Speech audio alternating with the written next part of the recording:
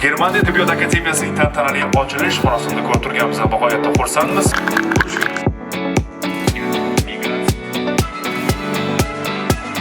Hozirda o'quv jarayonlari davom etmoqda va ularda qariyb 600 nafar fuqarolar o'qitilmoqda.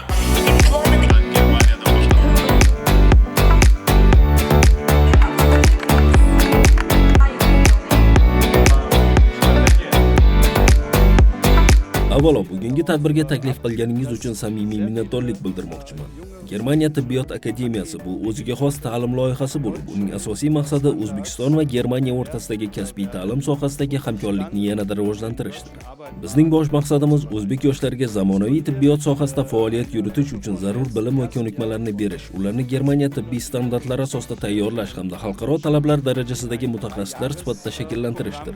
Shuningdek, ushbu dastur orqali yoshlar kelgusida Germaniyaning yetakchi tibbiyot muassasalarida amaliyot o'tash va ishlash imkoniyatlariga ega bo'ladilar. Akademiyada 1 va 2 o'quv yillari davomida asosiy e'tibor nemis tilini chuqur o'rgatishga qaratiladi. 3-o'quv yilida esa hamshiralik va parvarish yo'nalishidagi maxsus kasbiy bilimlar o'rgatiladi. O'zbekiston hukumatı bu tashabbusni faol qo'llab-quvvatlayotgani uchun minnatdorlik bildiramiz.